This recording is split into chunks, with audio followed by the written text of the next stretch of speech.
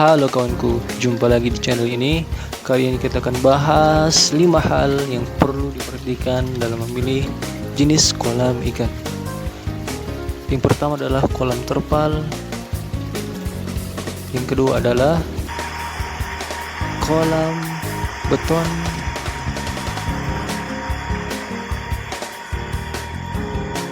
Kemudian yang ketiga adalah kolam tanah. Nah, di sini kita harus perhatikan hal-hal ini sebelum Anda memilih membudidayakan ikan di rumah maupun untuk skala produksi. Yang pertama, biaya pembuatan kolam. Kolam terpal cenderung biayanya murah karena hanya menggunakan bahan-bahan sederhana. Rangkanya bisa dari bambu, kayu, maupun besi. Kemudian terpalnya juga cenderung tidak terlalu mahal, tergantung ukuran, bisa disesuaikan dengan kebutuhan kita pada kolam yang ingin kita buat. Sedangkan kolam beton biayanya mahal.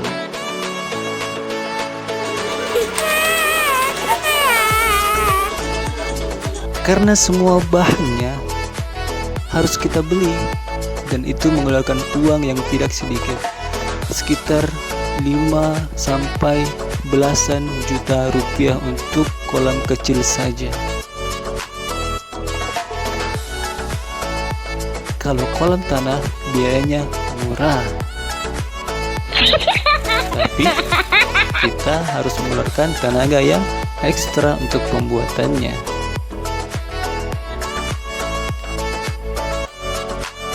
Yang kedua, kekuatan kolam.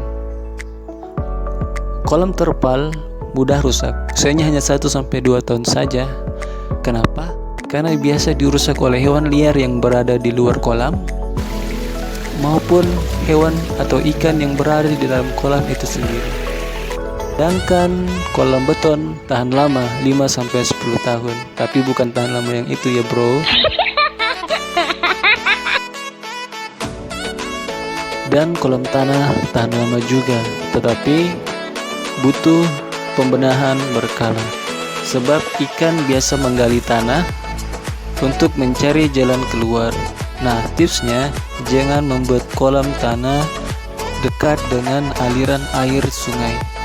Dan selalu periksa kolam bila terjadi kebocoran. Poin ketiga, persiapan pembuatan kolam.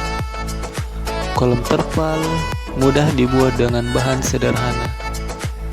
Bisa dibuat kerangkanya dari kayu, bambu, dan lain sebagainya. Kayunya pun bisa diminta di tetangga yang membongkar rumah.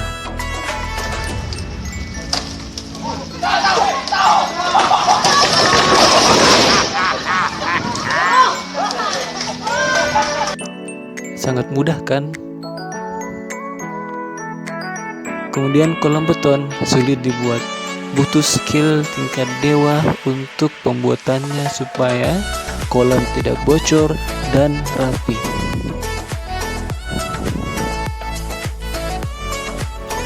Nah, kemudian untuk kolam tanah sulit dibuat dan butuh kekuatan ekstra. Siap-siap saja panggil seluruh orang di kampung untuk membantu. Ya, karena memang kalau kita buat sendiri harus butuh waktu berhari-hari untuk menyelesaikannya. Yang keempat, tantangan. Nah, kolam terpal ini mudah sekali sobek. Makanya kita harus hati-hati dalam perawatannya. Sedangkan untuk kolam beton harus sering cek pH air. Karena dalam kolam beton ini pH air kadang-kadang tidak stabil dan harus selalu dicek. Kemudian untuk kolam tanah mudah terserang hama. Hama yang sering muncul adalah ular, jenis ular air, ular sawah, dan ular-ularan yang merebak di dalam kolam sehingga memakan ternak ikan kita. Yang kelima, hasil yang diperoleh. Untuk kolam terpal sendiri, ikan yang dihasilkan tidak berbau, namun lambat berkembang dan butuh pakan yang ekstra mahal. Karena kenapa? Karena di sini sulit untuk mengembangkan pakan alami. Begitupun juga dengan kolam beton seperti itu. Makanya biasa digunakan metode bioflok untuk menghemat pakan ikan. Sedangkan kolam tanah ikannya berbau, makanya sebelum dijual biasanya disimpan di kolam air bersih selama 3 hari. Namun perkembangan ikan pun cepat karena banyak pakan alami di dalam kolam dan bisa menghemat biaya pakan ikan kita. Oke, demikianlah 5 tips dalam memilih jenis kolam ikan dari channel Terus Belajar. Tetap dukung channel ini dan terima kasih.